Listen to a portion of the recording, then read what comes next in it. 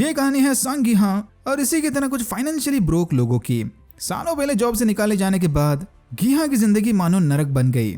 Bank और private party से loan ले लेकर गीहा पूरी तरह से कंगाल हो चुका था। इसकी बीवी भी दूसरी शादी करके बच्ची के साथ अलग सेटल हो गई और वो जल्दी यूएस शिफ्ट होने वाले थे। गीहा फिलहाल जुआ खेलकर और अपनी माँ के दिए पैसों पर उधार की जिंदगी बिता रहा था। बच्ची के बर्थडे के दिन उसे अच्छा गिफ्ट देने के चक्कर में गीहा ने अपनी माँ से पैसे उधार लेकर घोड़े की रेस में लगा दिए। लकीली गीहा जीत गया, बट तभी उसे कुछ लोन शार्क्स ने ढूंढ लिया। इन्हीं लोगों से पीछा छुड़ाते समय इस लड़की ने गीहा की जेब काट ली। इन गुंडों से पीछा छुड़ाने की खातिर गीहा ने अपने ऑर्गन्स दांव पर लगा दिए और पूरी तरह से डिसअपॉइंट होकर बेटी का बर्थडे मनाने चला गया। बेटी को घर छोड़कर वापस आते समय स्टेशन पर गीहा को यह सूट बूट पहना बंदा मिला। इसने गीहा को ऑफर दिया कि अगर उसने इस डकची गेम में से हरा दिया तो बदले में वो गीहा को पैसे देगा। अगर गीहा हारा तो थप्पड़ और जीत गया तो पैसा। इस बंदे से ढेर सारे थप्पड़ खाने के बाद फाइनली गीहा जीत गया। गीहा की इस डेस्परेट कंडीशन को देखकर उस सूट बूट पहने आदमी ने इसे अपना कार्ड थमाकर एक और ऑफर दिया। अगर इसी तरह के बच्चों वाले गेम्स खेलकर पैसा कमाना चाहते हो तो इस नंबर पर फोन लगाकर अपनी एंट्री रजिस्टर कर दो। थोड़ा सोच विचार करने के बाद गीहा मान गया। गेम में पार्टिसिपेट करते ही मास्क पहना एक आदमी गीहा को बेहोश करके किसी सीक्रेट लोकेशन पर लेकर गया। होश आने पर गीहा ने देखा कि यहाँ पर इसी की तरह 455 और प्लेयर्स आए हुए थे। हर एक प्लेयर को रजिस्ट्रेशन टाइम के मुताबिक नंबर मिला हुआ था। गीहा ने सबसे लास्ट रजिस्टर किया था, इसीलिए यह हुआ प्लेयर नंबर 456। इस बुढ़ाओ ने सबसे पहले रजिस्टर किया था, तो यह हुआ प्लेयर नंबर 1। कुछ देर बाद ही रेड जंपसूट और मास्क पहने गार्ड्स ने आकर सबको खेल के रूल समझाए। ये पूरी फैसिलिटी को इस तरह के मास्क पहने मुस्टंडे ऑपरेट कर रहे थे। यह स्पेशल मास्क पहना हुआ बंदा इनका लीडर या फ्रंटमैन था। अगर प्लेयर्स ने 6 दिन में 6 गेम्स को जीत लिया तो बदले में इन्हें ढेर सारा पैसा मिलेगा। यहाँ है सारे प्लेयर्स कंगाल थे जो इन गेम्स को जीतने के लिए किसी भी हद तक जाने को तैयार थे। प्लेयर से मिलते हुए गीहा ने देखा कि इनमें उसका बचपन का दोस्त चो सांगवू और वो पॉकेट मार लड़की भी शामिल थी। गीहा को लगा था कि उसका दोस्त कोई करोड़पति बिजनेसमैन बन गया होगा, बट अनफॉर्चुनेटली ये भाई साहब भी गलत जगह पैसा लगाकर कंगाल हो चुके थे। रूल्स और रेगुलेशन समझाने के बाद गार्ड सारे प्लेयर्स को गेम खिलाने लेकर चले गए। पहला गेम था red light green light. Green light के वक्त आगे बढ़ना है और रेड लाइट के वक्त स्टैचू बनकर खड़े रहना है। अगर रेड लाइट के वक्त इस डॉल ने किसी प्लेयर को हिलते हुए देख लिया तो वो प्लेयर एलिमिनेट हो जाएगा। पहले तो सारे इस गेम को बच्चों वाला गेम समझ रहे थे, बट जल्दी इनकी समझ आ गया कि गेम से एलिमिनेट होना मतलब दुनिया से एलिमिनेट होना। यप, हारने वाले प्लेयर्स को आसपास लगी बंदूकें भून डालेगी। और यहीं पर ऑडियंस और प्लेयर्स के चेहरे का रंग उड़ गया। गीहा इस गेम में ऑलमोस्ट मरने ही वाला था, बट सांगवू और प्लेयर 199 की मदद से ये किसी तरह गेम को पार कर गया। पहले ही गेम में आधे से ऊपर प्लेयर्स मारे गए। ये देखकर सबने गेम को छोड़कर वापस जाने का डिसीजन लिया। रूल्स के हिसाब से अगर मेजॉरिटी ऑफ प्लेयर्स ने गेम को छोड़कर जाने का फैसला किया तो ये लोग उन्हें सही सलामत वापस पहुंचा देंगे। बट वोटिंग से पहले गार्ड्स ने सबको इनाम की रकम दिखाई। हर प्लेयर के मरने के बाद और हर गेम के पूरा होने के बाद इस बड़े से पिगी बैंक में पैसा जमा होगा। सारे खेल खत्म होते ही विनर टेक्स ऑल। करोड़ों के इनाम को देखकर कुछ प्लेयर्स ने अपना फैसला बदल दिया, but thanks to player number 1 majority of vote से यह डिसाइड हुआ कि इस खेल को यहीं रोका जाए। वादे के मुताबिक गार्ड्स ने सबको बेहोश करके वापस उनकी जिंदगी में भेज दिया। वापस आते ही गीहा सीधा पुलिस स्टेशन चला गया, बट इसकी किसी ने नहीं मानी। गीहा के पास वो कार्ड देखकर डिटेक्टिव जुनहो उसके पीछे चला गया। जुनहो का भाई अचानक कहीं गायब हो गया था और गायब होने से पहले वो अपने पीछे ऐसा ही एक कार्ड छोड़ गया। जल्दी सारे समझ गए कि बाहर की दुनिया यानी इनकी रियल लाइफ अंदर वाली खेल की दुनिया से कहीं ज्यादा बदतर है। गीहा की मम्मी को डायबिटीज थी और उसे जल्द से जल्द इलाज के लिए पैसा लाना होगा। सांगू ने अगर टाइम पे पैसा नहीं लौटाया तो पुलिस उसका घर और मम्मी के दुकान पर कब्जा कर लेंगे। प्लेयर 67 अपने छोटे भाई के साथ नॉर्थ कोरिया से भागकर यहाँ आई थी। अपनी मम्मी को साउथ कोरिया स्मगल करने इसे भी ढेर सारे पैसों की जरूरत थी। प्लेयर 199 में पैसों के चक्कर में एक्सीडेंटली उसके बॉस का हाथ तोड़ दिया। प्लेयर 101 एक भगोड़ा गैंगस्टर है और प्लेयर 1 को ब्रेन ट्यूमर था। इन शॉर्ट इनके पास वापस जाकर पैसा कमाने के अलावा दूसरा कोई ऑप्शन नहीं। लकीली गेम ऑर्गेनाइजर ने इन्हें फिर से इन्विटेशन भेज दिया, जिसे खुशी खुशी एक्सेप्ट करके ऑलमोस्ट सारे प्लेयर्स वापस आ गए। जुनहो भी गीहा का पीछा करते करते इनकी बोट में घुस गया और एक गार्ड को मारकर उसका भेस लिए गेम वाले आइलैंड पर पहुंच गया। गार्ड के स्टाफ का हिस्सा बनते ही जुनहो समझ गया कि इनके मास्क पर बनाए ये सिंबल्स ओहदे को दर्शाते हैं। यानी गार्ड के सुपरवाइजर स्क्वायर शेप का मास्क पहनते हैं। वापस लौटते वक्त कुछ प्लेयर्स अपने साथ चीजें छुपा कर ले आए। प्लेयर 67 पॉकेट नाइफ तो प्लेयर 212 सिगरेट्स और लाइटर। इस बार सबने डिसाइड किया कि ये लोग आगे के गेम्स टीम बनाकर खेलेंगे। गिहा, सांगवू, प्लेयर 1 और प्लेयर 199 ने अपनी एक टीम बना ली। प्लेयर 67 साथ लाए चाकू की मदद से वॉशरूम में लगे वेंट में घुस गई। जब ये सब चला था तब प्लेयर 212 बाहर खड़े गार्ड का ध्यान भटका रही थी। प्लेयर 67 ने वेंट में घूमते वक्त देखा कि किचन में गार्ड शक्कर को पिघलाकर कुछ बना रहे थे। वापस कैंप में आकर प्लेयर 67 और 212 इस बारे में बात कर रहे थे कि तभी सांगवू ने भी इनकी बातें सुन ली। प्लेयर 67 से मिली इन्फॉर्मेशन और प्लेग्राउंड में लगे सिंबल्स को देखकर सांगवू ने गेम प्रिडिक्ट कर लिया। बट गेम का नाम पता होने के बावजूद भी इसने अपने साथियों की मदद नहीं की। तो गेम यह था कि सबको इस सुई की मदद से हनीकॉम्ब में से सिलेक्टेड शेप को बिना तोड़े काट कर निकालना है। गेम का नाम रिवील होने से पहले प्लेयर्स को अपना शेप चूज करना था। सांगवू ने अपने नॉलेज की वजह से सबसे आसान शेप चूज किया, ट्रायंगल। उधर गिहा ने अम्ब्रेला चूज करके खुद के पैर पर कुल्हाड़ी मार ली। अगेन, अगर सांगवू चाहता तो गिहा की मदद कर सकता था, बट इसने ऐसा नहीं किया। बट गेम की आखिरी घड़ी में गिहा उसका जुगाड़ू दिमाग लगाकर जीत गया। सुई से तोड़ने के बजाय इसने चाट कर हनीकॉम्ब को कमजोर बना दिया। प्लेयर 212 ने लाइटर से सुई को गर्म करके आसानी से गेम जीत लिया और बाद में वो लाइटर प्लेयर 101 को देकर उसका दिल भी जीत लिया। हारे हुए प्लेयर्स को गार्ड्स एक एक करके मारने लग गए, पर तभी एक सरफिरे प्लेयर्स ने एक गार्ड को ही बंदी बना लिया। गार्ड का मास्क निकालकर इसने देखा कि इसके पीछे तो एक बच्चा है। ये देखकर उस प्लेयर ने खुद को ही गोली मार ली। पता नहीं ये लोग किस तरह का माइंड वॉश करके गार्ड्स को रिक्रूट कर रहे थे। प्लेयर तो मर गया, बट फिर फ्रंटमैन ने उस गार्ड को भी मार दिया, क्योंकि रूल्स के हिसाब से किसी भी गार्ड की आइडेंटिटी रिवील होते ही वो भी एलिमिनेट कर दिया जाएगा। मरने वाला वो गार्ड एक सुपरवाइजर था। ये देखकर जुनहो ने चुपके से उसका मास्क चुरा लिया। फिर हमने देखा कि प्लेयर 111 जो कि एक डॉक्टर है, कुछ गार्ड्स के साथ मिलकर ऑर्गन स्मगलिंग का बिजनेस कर रहा था। ये भाई साहब गार्ड्स को अधमरे प्लेयर्स के ऑर्गन निकाल कर देंगे और बदले में गार्ड्स इसे आने वाले गेम का नाम बता देंगे। अपने इसी नॉलेज को यूज करके प्लेयर 111 ने प्लेयर 101 की गैंग ज्वाइन कर ली। उस दिन गार्ड्स ने जानबूझकर प्लेयर्स को कम खाना दिया। इसी बात को लेकर प्लेयर्स के बीच झगड़ा चालू हो गया और प्लेयर 101 ने एक प्लेयर को मार दिया। प्लेयर के मरते ही उसके हिस्से का पैसा पिगी बैंक में जमा हो गया। ये देखकर सारे समझ गए कि यहाँ कैंप में अपोजिशन प्लेयर को मारकर ये लोग इनाम की रकम बढ़ा सकते हैं। एज एक्सपेक्टेड, रात में लाइट्स के बंद होते ही ताकतवर प्लेयर्स कमजोर प्लेयर्स को मारने लग गए। लंबे खून खराबे के बाद प्लेयर 1 ने सबको चिल्लाकर लड़ाई रोकने के लिए कहा। यह देखकर फ्रंटमैन ने गार्ड्स भिजवाकर लड़ाई रोक दी।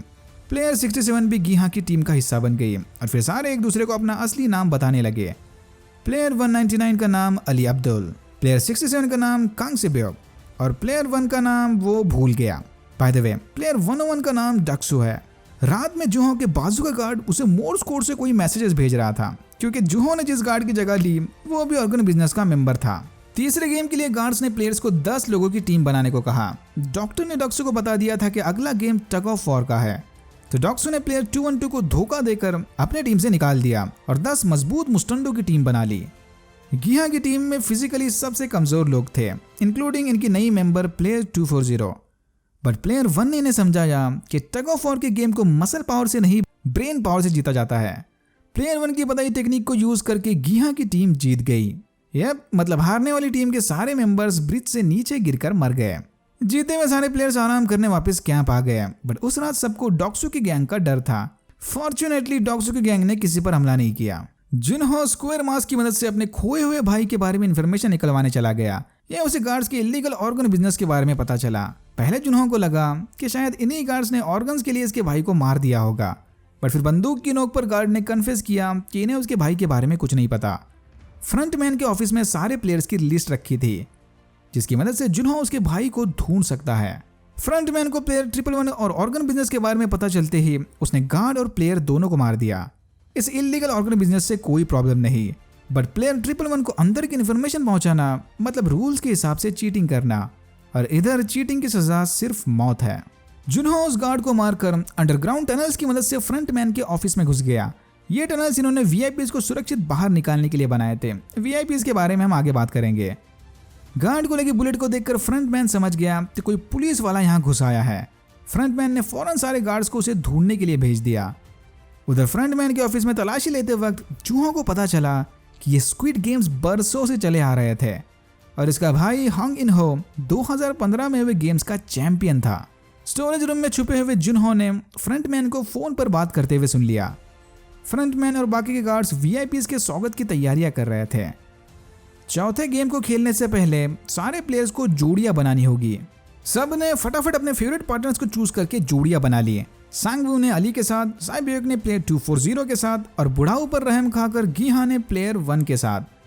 प्लेयर 212 एके मिनायो को कोई पार्टनर नहीं मिला तो गार्ड्स उसे गेम से बाहर ले गए। पहले सबको लग रहा था कि शायद ये 4 प्लेयर्स के बीच वाला team A versus team B type का गेम होगा, बट नहीं।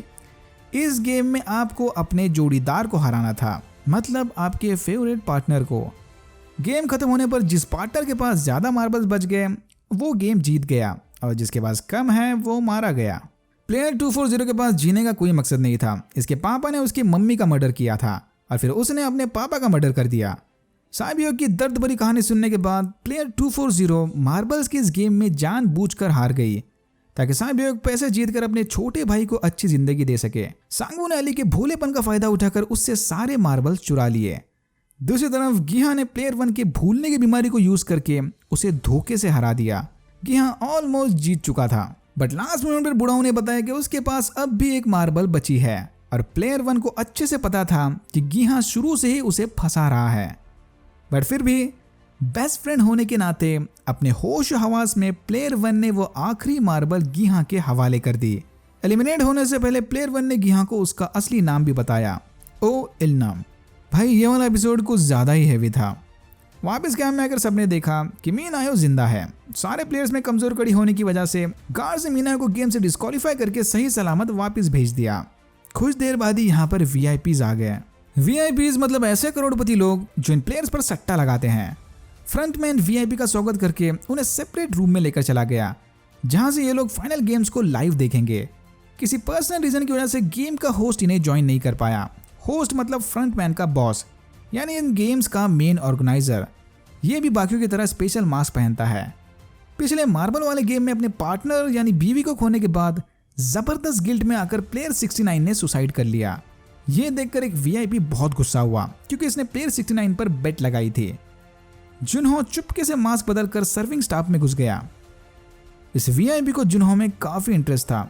इसी इंटरेस्ट को आगे बढ़ाने ये दोनों गेम छोड़कर प्राइवेट रूम में चले गए जहां जुनहो ने वीआईपी को बंदूक दिखाकर उसका कन्फेशन रिकॉर्ड कर लिया और फिर उसे बेहोश करके इमरजेंसी एग्जिट में रखे स्कूबा गियर की मदद से आइलैंड छोड़कर भाग गया। 5वें गेम में बचे हुए 16 प्लेयर्स को इस ब्रिज को क्रॉस करना होगा। इस ब्रिज पर रैंडम नॉर्मल और टेम्पर्ड ग्लास के पैनल्स रखे हुए थे। टेम्पर्ड ग्लास पैनल से होकर जाने वाले प्लेयर्स बच गए और नॉर्मल ग्लास पर कदम रखने वाले प्लेयर्स नीचे गिरकर मर गए। यहीं पर डॉक्सो की गुंडागर्दी से तंग आकर उससे बदला लेने मीनाया उसे साथ लेकर ब्रिज से नीचे कूद गई। बचे हुए 4 प्लेयर्स में एक बंदा टेम्पर्ड ग्लास में एक्सपर्ट था। यह लाइट रिफ्लेक्शंस को देखकर नॉर्मल और टेम्पर्ड ग्लास के बीच फर्क बता सकता था। बट एकदम लास्ट मोमेंट पर फ्रंटमैन ने सारे लाइट्स बंद कर दिए। इनके पास अब ज्यादा टाइम नहीं बचा। गेम को सर्वाइव करने की खातिर सांगवू ने प्लेयर 17 को आगे के ग्लास पर ढकेल कर मार दिया। वो ग्लास नॉर्मल था, मतलब दूसरा ग्लास टेम्पर्ड है। समय रहते गीहान, सांगवू और साइबेक ने ब्रिज को पार कर लिया। टाइमर पूरा होते ही ब्रिज में धमाका हुआ और एक कांच का टुकड़ा आकर सीधा साइबेक के पेट में घुस गया। फाइनल गेम से पहले गार्ड्स ने तीनों को टक्सीडो पहनाकर आलीशान डिनर पार्टी दी और डिनर के बाद सबको एक पॉकेट नाइफ दिया। अगर ये चाहे तो आखिरी गेम के शुरू होने से पहले एक अपोनेंट को कम कर सकते थे। गीहान और साइबेक टीम बनाकर सांगवू को मारने वाले थे, बट तभी साइबेक ढेर सारे ब्लड लॉस की वजह से बेहोश होने लगी। बेहोश होने से पहले इसने गीहान से वादा लिया कि अगर वो इस गेम से जिंदा वापस गया तो उसके छोटे भाई का ख्याल रखेगा। साइबेक को इस हालत में देखकर गीहान मदद मांगने चला गया और इसी मौके का फायदा उठाकर सांगवू ने साइबेक को मार दिया। मतलब बचे बस 2 फाइनलिस्ट, गीहान और उसका बचपन का बेस्ट फ्रेंड सांगवू। फ्रंटमैन उसके गार्ड्स के साथ जुनहो का पीछा करते करते पास के आइलैंड पर पहुंच गया। यहाँ जो ने एक पहाड़ी पर जाकर पुलिस को कांटेक्ट करने की कोशिश की, बट लो नेटवर्क की वजह से स्टेबल कनेक्शन नहीं बन पाया। कॉल नहीं जा रहा, वीडियो फाइल्स क्या जाएंगे। फ्रंटमैन के गार्ड्स ने जुनहो को घेर लिया और यहीं पर फ्रंटमैन ने जुनहो के सर पर सरप्राइज बॉम्ब फोड़ दिया। ये फ्रंटमैन ही जुनहो का खोया हुआ भाई इनहो है। इसे अच्छे से पता था कि जुनहो हार नहीं मानने वाला। ना जाते हुए भी इनहो ने उसे शूट कर दिया। गोली खाते ही जुनहो पहाड़ी से नीचे पानी में गिर गया। टूर्नामेंट का छठा और आखिरी गेम है द स्क्विड गेम, मतलब कोरियन लंगड़ी। रूल्स के हिसाब से इस गेम को जीतने वाले या आखिर तक जिंदा बचने वाले प्लेयर को इनाम की सारी रकम मिलेगी। गीहा सांगो को जख्मी करके गेम के लास्ट स्टेप तक पहुंच गया, बट गेम जीतने की बजाय इसने गार्ड से गेम को रोकने को कहा। बिल्कुल पहले की तरह अगर गीहा और सांगवू दोनों गेम को छोड़ना चाहते हैं तो गार्ड्स इन्हें सही सलामत वापस घर पहुंचा देंगे, बट ऐसा करने पर किसी को प्राइज मनी नहीं मिलने वाला। यह सुनकर सांगवू ने अपनी जान की कुर्बानी दे दी। मरने से पहले उसने गीहा को बताया कि वापस जाकर वो सांगवू की मां का ख्याल रखे। करोड़ों रुपए जीतकर गीहा वापस अपने घर चला गया, जहां उसने देखा कि उसकी मां फर्श पर मरी पड़ी थी। यह देखकर गीहा जबरदस्त डिप्रेशन में चला गया। इतना सारा पैसा जीतने के बावजूद भी वो अपनी मां को नहीं बचा पाया। उसकी बेटी भी सौतेले बाप के साथ यूएस शिफ्ट हो गई, यानी गीहा अब पूरी तरह से अकेला था। 1 साल बाद गिल्ट और डिप्रेशन का शिकार गीहा ने जीते हुए पैसे को हाथ तक नहीं लगाया। वो आज भी पहले की तरह ही गरीबों वाली जिंदगी जी रहा था कि तभी अचानक उसे होस्ट ने विजिटिंग कार्ड भेजा। कार्ड पर लिखे एड्रेस पर पहुंचकर गीहा ने देखा कि प्लेयर 1 AKA ओ इल्नम डेथ बेड पर पड़ा आखिरी सांसें गिन रहा था। यह देखकर गीहा समझ गया कि प्लेयर 1 ही स्क्विड गेम का होस्ट है। यही सालों से इस गेम को चलाते आ रहा था। इल्नम ने वो सारे गेम्स अपने बचपन की यादों को ताज़ा करने के लिए सिलेक्ट किए थे। इसे वाकई में ब्रेन ट्यूमर की बीमारी थी, तो मरने से पहले आखिरी बार इसे बचपन वाले गेम्स को फिर से एंजॉय करना था, इसीलिए ये खुद भी गेम्स का हिस्सा बना था। इल्नम ने इसे बताया कि एक्सट्रीम गरीब और एक्सट्रीम अमीर होने में एक चीज कॉमन है कि उनकी लाइफ से एक्साइटमेंट मिट जाता है। करोड़पति लोगों की सारी ख्वाहिशें आसानी से पूरी होने की वजह से उनकी लाइफ में कुछ फन नहीं रहता। इसीलिए जिंदगी में फन को वापस लाने इल्नम ने VIPs के साथ मिलकर स्क्विड गेम की शुरुआत की।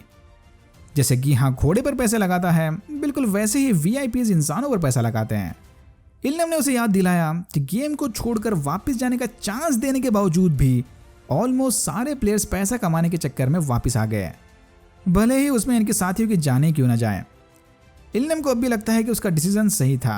दुनिया में इंसानियत जैसी कोई चीज नहीं बची। बेस्ट फ्रेंड होने के नाते मरने से पहले इल्नम ने गीहा के साथ आखिरी गेम खेला। बाहर एक शराबी जबरदस्त ठंडी में बेहोश पड़ा था। अगर रात 12 बजने से पहले किसी ने उस शराबी की मदद की, मतलब दुनिया में आज भी इंसानियत जिंदा है, यानी गीहा जीत गया। अगर नहीं तो इल्नम जीत गया। 12 बजने से ठीक 1 मिनट पहले एक बंदे ने पुलिस बुलवाकर उस शराबी को उठा लिया, यानी गीहा जीत गया। बट उसी मोमेंट पर इल्नम ने दम तोड़ दिया। मरने से पहले इल्नम ने अपनी हार देखी या नहीं वो तो बस इल्नम ही जाने, बट गीहा को लगता है कि उसने अपनी हार देख ली। इल्नम की स्पीच सुनने के बाद गीहा ने जीते हुए पैसे को सही काम के लिए इस्तेमाल करने का फैसला किया। गीहा साइबियक के भाई को शेल्टर से उठाकर सांगवू की मम्मी के पास ले गया और उसकी मम्मी को सूटकेस भर के पैसा थमाकर अपनी बेटी से मिलने यूएस के लिए निकल पड़ा। एयरपोर्ट जाते वक्त गीहा ने देखा कि स्टार्टिंग वाला वही सूट बूट पहना बंदा एक और मजबूर इंसान के साथ दागची खेल रहा था। गीहा के वहां पहुंचने से पहले वो ट्रेन में बैठकर निकल गया, बट गीहा ने उस मजबूर आदमी के हाथ से कार्ड छीनकर उसे वापस घर जाने को कहा। फ्लाइट में बैठने से पहले गीहा ने कार्ड पर दिए नंबर पर फोन घुमाया, उन्हें यह बताने कि गीहा उन्हें कभी माफ नहीं करने वाला। कि तभी उसे पता चला कि वो लोग कंटिन्यूसली गीहा पर नजर रखे हुए थे। यह सुनते ही गीहा ने यूएस जाने का प्लान कैंसिल कर दिया और एयरपोर्ट से वापस चला आया, इंडिकेटिंग कि सीजन 2 में गीहा अपना बदला लेगा। और यहाँ होता है सीजन 1 खत्म। अगर आपको वीडियो अच्छा लगा तो please like, share and subscribe for more videos like this. मैंने ऐसे और भी वीडियोस बनाए जिनके लिंक्स आपको डिस्क्रिप्शन बॉक्स में मिल जाएंगे। Thank you very much for watching and I am hoping to see you in my next one.